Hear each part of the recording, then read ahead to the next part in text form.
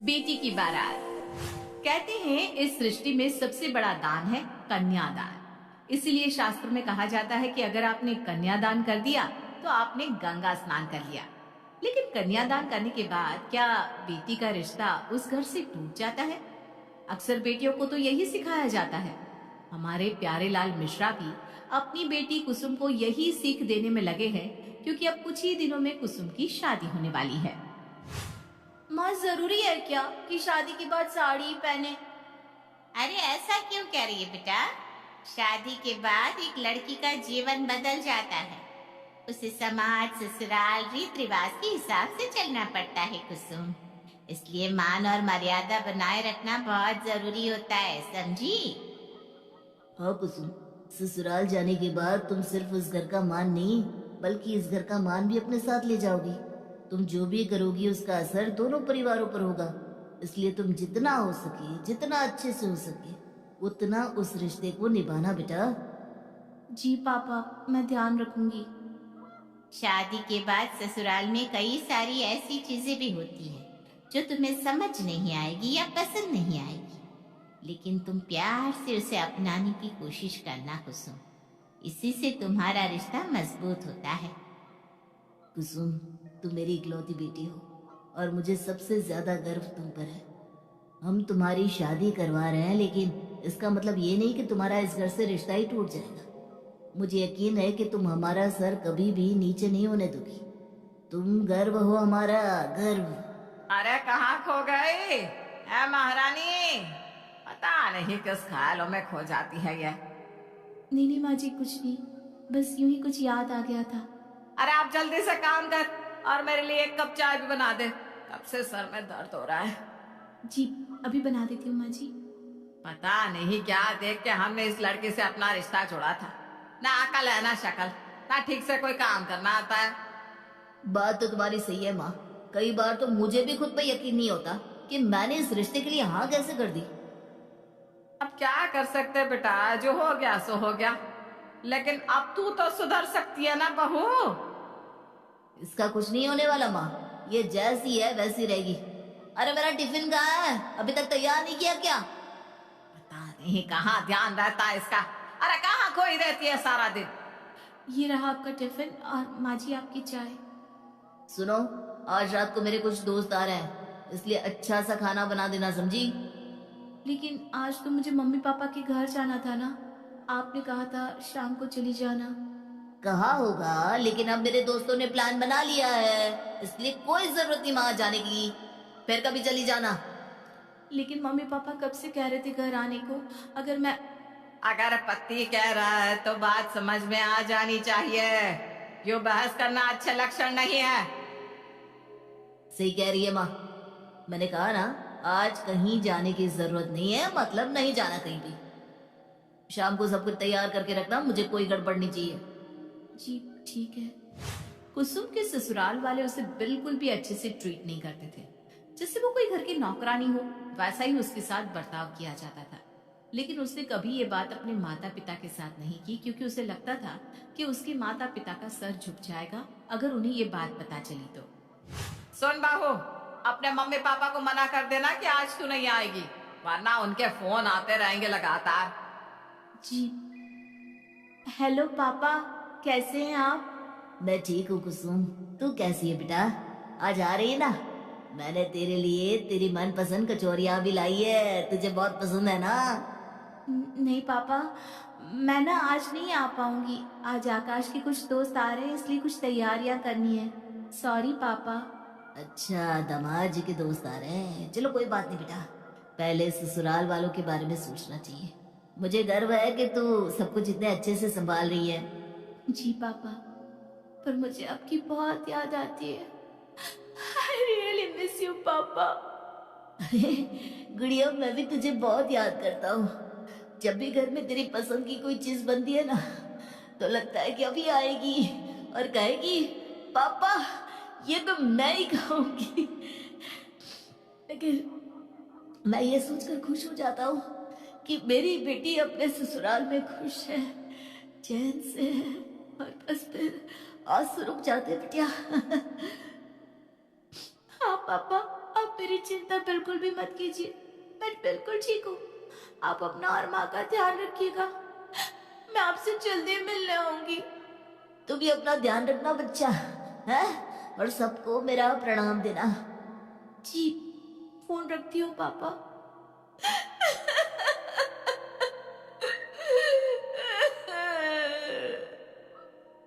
पापा, मुझे आपकी बहुत याद आती है। मैं यहाँ बिल्कुल भी खुश नहीं। मुझे यहाँ कोई प्यार नहीं करता। कई बार दिल करता है आपके पास चली आऊं, लेकिन मैं आपका सर नहीं झुकाना चाहती। I really miss you, पापा। अरे ऊपर कमरे से नीचे उतरने के लिए अब निमंत्रण भेजू क्या? अरे क्या कर रही है इतनी देर से ऊपर? बस आ रही हूँ माँ जी। कुसुम के साथ जो भी हो रहा था, वो अपने माता पिता से इस बारे में कुछ भी नहीं कहती थी। चुपचाप सब कुछ सह रही थी। लेकिन उसके ससुराल वालों का बर्ताव दिन प्रतिदिन उसके प्रति और बुरा होता जा रहा था। सारा खाना बन गया है ना? जी, सब कुछ बना दिया है। इसमें पकोड़े कहाँ हैं? वो आज मैंने टिकिया बनाई थी ना, तो पकोड़े नहीं बनाए। ये लो, एक काम कहा था इमाम साहब से, वो भी ठीक से नहीं होता। पर और भी बहुत कुछ बनाया है आप। लेकिन पकोड़े क्यों नहीं बनाए? और ऊपर से मुझसे जुबान लड़ा रही हो। अरे जाने दो ना आकाश, इतना सब तो बनाया है भाभी ने। हाँ छोड़ दे, पकोड़े नहीं है तो क्या हुआ, बहुत कुछ है यहाँ। नहीं नहीं, इन औरतों को सीधी तरह से बात समझ में नहीं आती, और ऊपर से पति से जुबान लड़ाना खूब आता है। आप बैठिए, मैं अभी बना देती हूँ। अब क्या फायदा है? अब मेरा पूरा मूड ही खराब कर दिया तुमने। कभी कभी तो सोचता हूँ क्यों कर ली मैंने तुमसे शादी। ना तुम इतनी खूबसूरत हो, ना अकल है, और ना ही कोई तमीज। पता नहीं क्या सोच के मैंने तुमसे शादी करने के लिए हाँ कर दी। अरे जाने दो ना आकाश, क्यों बाप का पतंगड़ बना रहे हो? हाँ देख, भाभी रो रही है, छोड़ देना गुस्सा। इससे यही आता है दोस्त, रोना बस, और कुछ नहीं। कुछ कहा नहीं, और मैडम के आंसू टप टप टपकने लग जाते हैं। एक तो गलती करती है, ऊपर से सबके सामने रोने लग जाती है। अरे क्या इज्जत रह जाएगी मेरे मेरे दोस्तों के सामने? अरे छोड़ दे बेटा, इसका तो रोज का है। तू क्यों अपना मूड खराब कर रहा है? देख, कर दिया ना मेरे बेटे का दिन खराब। कितना खुश था अपने दोस्तों के आने से। रो के मनहूसियत तो मत फैला पूरे घर में। हम चलते हैं आकाश। देखा, तुम्हारी वजह से हमारा पूरा प्लान खराब कर दिया। कुछ कहानी और गंगा जमुना बहने लगती है। तो पड़ गया ना चैन तुम्हें? मेरे बेटे की पार्टी खराब कर दी। अरे क्यों करती हो तुम ऐसा? मैं जानता हूँ, आज तुम्हें मैंने अपने मम्मी पापा के घर जाने नहीं दिया, इसलिए ये बदला लिया, इसलिए मेरा दिन खराब किया।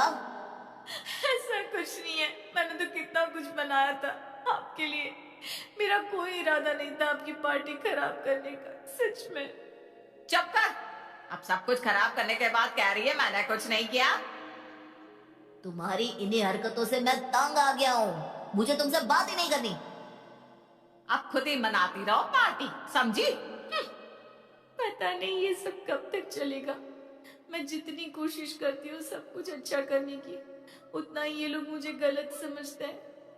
पता नहीं मैं ऐसा क्या करूं कि मैं इन्हें पसंद आने लगूं। पापा, प्लीज मुझे यहाँ नहीं रहना, प्लीज मुझे यहाँ से ले जाइए।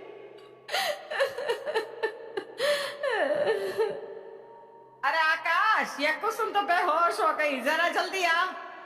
रोते रोते कुसुम बेहोश हो जाती है। आखिर क्या था उसके बेहोश होने का कारण? कोई बीमारी या कुछ और?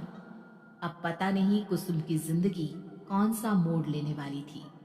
कुसुम के ससुराल में उसकी हालत एक नौकरानी से ज्यादा नहीं थी। उसके ससुराल में कोई उससे ना प्यार करता था और ना ही उसकी इज्जत। लेकिन वो ये सब चुपचाप सह रही थी, बस इसलिए क्योंकि उसे अपने माता पिता के सिखाए संस्कार याद थे। उसे डर था कि कहीं उसके कोई कदम उठाने से उसके माता पिता की इज्जत ना चली जाए। कुसुम की कई बार बेइज्जती की जाती, उसे ताने मारे जाते, और आज तो उसके पति ने उसके दोस्तों के सामने खरी खोटी भी सुना दी, जिसके बाद रोते हुए कुसुम बेहोश हो गई। आप दोनों बाहर रुकिए, मैं चेक करके आपको बताती हूँ। ठीक है डॉक्टर। अब पता नहीं कौन सी नई मुसीबत लेकर आई है ये लड़की। हाँ बीमार हो गई है, पता नहीं कितना खर्चा करवाएगी। पता नहीं क्या होता रहता है इसे। अब ये बीमार पड़ गई तो घर का काम कौन करेगा? देखते ना डॉक्टर क्या कहती है, फिर पता चलेगा और क्या। आपको चिंता करने की कोई जरूरत नहीं है। मतलब ठीक है ना, तो घर का काम कर सकती है ना ये अब। अरे पहले पूछिए तो सही कि वो ठीक है या नहीं, बीमार क्यों हुई थी। आपको तो सिर्फ घर के काम की पड़ी है। बेहोश क्यों थी ये? आपकी पत्नी माँ बनने वाली है, अब आपको उनका ज्यादा से ज्यादा ख्याल रखना होगा। क्या मैं पापा बनने वाला हूँ? माँ सुना तुमने, मैं पापा बनने वाला हूँ। अरे वाह वाह वाह, ये तो बहुत खुशी की बात है। हमारे घर जल्दी ही छोटा आकाश आने वाला है, मेरे घर का चिराग। Thank you doctor. छोटी गुड़िया भी तो आ सकती है ना। देखिए अब आपको उनका बहुत ध्यान रखना होगा। उनकी हालत देखकर लगता है कि वो बहुत ज्यादा रोई हैं और उनका खाना पीना भी इतना सही नहीं है, इसलिए आज से उनका ध्यान रखिएगा। उन्हें बिल्कुल भी स्ट्रेस नहीं होना चाहिए। जी जी डॉक्टर, हम उसका पूरा ध्यान रखेंगे। ठीक है, मैं कुछ दवाइयाँ लिख देती हूँ, आप उन्हें अच्छे से दीजिएगा। कुसुम की जिंदगी में इतने वक्त बाद कोई खुशी आई थी। वो माँ बनने वाली थी और इसी वजह से थोड़ा सा ही सही, लेकिन उसके ससुराल वालों का बर्ताव उसकी तरफ पहले से सही हो गया था। ये ले दूध पी ले, मेरे पोते को अच्छे से पोषण मिलना चाहिए। मैं नहीं चाहती वो तेरी तरह कमजोर पैदा हो। ले पी ले दूध। जी माँ जी। तुमने अपनी दवाई ले ली है ना? जी मैंने ले ली है। देखो मैं नहीं चाहता कि मेरे बच्चे को कुछ भी हो, समझी? तुम अपना ध्यान रखो ना रखो, लेकिन मेरे बच्चे का पूरा ध्यान रखना होगा। जी मैं अपना पूरा ध्यान रख रही हूँ। एक बार मेरा पोता आ जाए, फिर मैं उसे अपने हाथों से पालूंगी, देखना आकाश। हाँ माँ, तुम्हें पालना मेरे बेटे को। मैं नहीं चाहता कि वो अपनी माँ की तरह बने। कुसुम गर्भवती थी, लेकिन इसके दौरान हर वक्त उसे यही कहा जाता था कि उन्हें लड़का ही चाहिए, जिससे कुसुम और भी डरी डरी रहने लगी थी। कुसुम तुम्हारा बीपी बढ़ा हुआ है, क्या बात है, किसी बात का टेंशन है क्या तुम्हें? डॉक्टर क्या आप बता सकती हैं ये बेबी लड़का है या लड़की? कुसुम तुम्हें पता है ना कि ये बताना बहुत बड़ा अपराध है, फिर क्यों पूछ रही हो? सॉरी डॉक्टर, मैं तो बस यूं ही। तुम्हारे ससुराल वाले तुम पर दबाव डाल रहे हैं क्या? नहीं नहीं डॉक्टर, ऐसा कुछ भी नहीं है, मैं तो बस यूं ही पूछ रही थी। वो सब तो बहुत खुश है। मैं रोज ऐसे लोगों को देखती हूँ कुसुम, और मुझे पता है कि तुम मुझे कुछ नहीं बताओगी, लेकिन प्लीज अपना ख्याल रखो और टेंशन बिल्कुल मत लो। जी डॉक्टर। कुसुम को डर था कि कहीं उसकी बेटी होगी तो शायद उसका जीना उसके ससुराल में और भी मुश्किल हो जाएगा। इसी डर में वो अपने दिन रात बिता रही थी, और उसका ये डर सच भी हुआ जब उसकी बेटी ने जन्म लिया। एक खुशी मांगी थी इससे, वो भी ये नहीं दे पाई। इससे उम्मीद करना ही हमारी गलती थी माँ। घर का चिराग मांगा था, ये तो एक और कुसुम ले आई। ये बच्चे हम दोनों की है आकाश, आप इसके बारे में ऐसा मत कहिए प्लीज। तुम ज्यादा जबान मत लड़ाओ, समझी? मैंने तुमसे कहा था ना मुझे बेटा चाहिए। पर ये मेरे हाथ में तो नहीं था, इसमें मैं क्या कर सकती हूँ? तो कुछ नहीं कर सकती, क्योंकि तेरा भाग्य ही ऐसा है। जब से शादी करके आई है तब से हमारे सर पर बोझ बनी हुई है, और अब तो इसकी बेटी भी आ गई। आकाश आप तो समझिए, ये आपकी बेटी है, आपका खून है, आप ऐसा कैसे बोल सकते हैं अपनी बेटी के बारे में? ये तुम्हारी बच्ची है, तुम ही पालो इसे। मेरी बेटी है, लेकिन मेरा मन बेटे को पाने का था। आप लोग ऐसा कैसे सोच सकते हैं? ये आपके घर का खून है, जरा सा तो प्यार दिखाइए। माँ मैं घर जा रहा हूँ, तुम इन दोनों को लेकर आ जाना। ठीक है बेटा, जा, तू थक गया होगा, जाकर आराम कर ले बच्चा। कुसुम का डर हकीकत में बदल गया था। बेटी होने के बाद उसके ससुराल वाले उसके साथ और भी बदतमीजी से पेश आ रहे थे। अरे कुसुम, अभी तक खाना नहीं बनाया? क्या कर रही थी सुबह से? माँ जी, गुड़िया को आज तेज बुखार है, वो रोए जा रही है, इसलिए खाना बनाने के लिए वक्त ही नहीं मिला। अब बच्चे का बहाना बना रही है ये, बस यही सुनना रह गया था। माँ जी मैं बहाना नहीं बना रही हूँ, सच में गुड़िया की तबीयत खराब है। तो तू क्या चाहती है? क्या इस उम्र में मैं काम करूं? बस यही दिन देखना रह गया था। आकाश देख रहा है ना बेटा, ये क्या कह रही है? माँ जी, मेरी बेटी बीमार है, रो रही है। एक दिन आप खाना बना लेंगे तो क्या हो जाएगा? तुम्हारी हिम्मत कैसे हुई मेरी माँ से ऐसे बात करने की, हैं? मैं ऐसे बात नहीं कर रही हूँ, मैं बस बता रही हूँ। पता नहीं कौन सा मनहूस दिन था जो मैंने तुमसे शादी कर ली और तुम्हें इस घर में ले आया। तभी अचानक बाहर से ढोल नगाड़ों की आवाज आने लगती है। अरे यह कैसी आवाज है? शायद किसी की बारात आई है माँ। लेकिन इसकी आवाज हमारे घर के बाहर से क्यों आ रही है? आओ माँ, देखते हैं। अरे ये किसकी बारात लेकर आया है कोई, वो भी हमारे दरवाजे पर? पता नहीं माँ कौन है। अरे वो देख, सजी हुई कार भी है और उस पर कोई नाम भी लिखा हुआ है। पढ़ तो जरा, किसका नाम है? कुसुम। अरे इस पर तो कुसुम का नाम लिखा हुआ है। पापा, पापा बारात लेकर क्यों आए हैं? कुसुम चल बेटा, मैं तुझे लेने आया हूँ। पापा ये सब क्या है? और आप? कुसुम, मैंने तुझसे कहा था कि रिवाजों को जितना हो सके निभाना, पर ये तो नहीं कहा था ना कि घुट घुट के जीना, अपना अस्तित्व खो देना, अपनी इज्जत खो देना। नहीं बेटा नहीं, ये सब तुम क्यों सहती रही?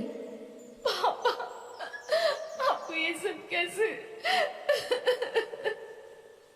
गुड़िया के जन्म होने पर मैं और तुम्हारी माँ तुम्हें हॉस्पिटल मिलने आए थे। तभी हमने बाहर खड़े होकर इन माँ बेटों की बातें सुन ली थी। पर मैं तुझे रो धोकर नहीं, बल्कि धूमधाम से इस नरक से ले जाना चाहता था। इसलिए बेटी, ये रही तेरी बारात। मैं तुझे यहाँ से शान से ले जाऊंगा। आपको कोई शर्म भरम है भी या नहीं है? समाज की कोई चिंता नहीं है? शर्म की बात आप ना करें तो बेहतर होगा बहन जी। आपने किसी की भूल सी बेटी को नौकरों से भी बदतर तरीके से रखा है। प्यार के नाम पर बस उसे ताने दिए हैं और आप शर्म की बात कर रही हैं। और रही बात समाज की, तो आज इस पूरे समाज के सामने मैं कहता हूँ कि मेरी बेटी मुझ पर बोझ नहीं है, मेरा गर्व है। और आप जैसे लोगों की वजह से ही बेटियां घुट घुट के जीती हैं। इसलिए ऐसे लोगों को तो समाज में किसी को भी अपनी बेटी नहीं देनी चाहिए। आप पूरी जिंदगी अपनी बेटी को संभालेंगी क्या ससुर जी? बेटा, मेरी बेटी आत्मनिर्भर है। वो अपना और अपनी बेटी का ख्याल खुद रख सकती है। उसे किसी के भी ऊपर आधार रखने की कोई जरूरत नहीं है। तुम्हारा दुर्भाग्य है कि तुमने अपनी बेटी को नहीं अपनाया। तुम्हें पता ही नहीं कि बेटियां चीज क्या होती है। वो एक पिता का गर्व होती है। इसलिए आज से मेरी बेटी यहाँ नहीं रहेगी। मैं उसे पूरे धूमधाम से बैंड बाजा बारात के साथ यहाँ से ले जाऊंगा। बजाओ बैंड। चल बेटा। पूरा मोहल्ला प्यारेलाल के लिए तालियां बजाता है और प्यारेलाल पूरे मान के साथ अपनी बेटी को वहां से ले जाता है। हमारे समाज में कितने लोग होंगे जो प्यारेलाल की तरह सोच रखते होंगे? अगर ऐसे पिता हर किसी की बेटी के हो तो कोई भी बेटी अपने ससुराल में घुट घुट के नहीं रहेगी।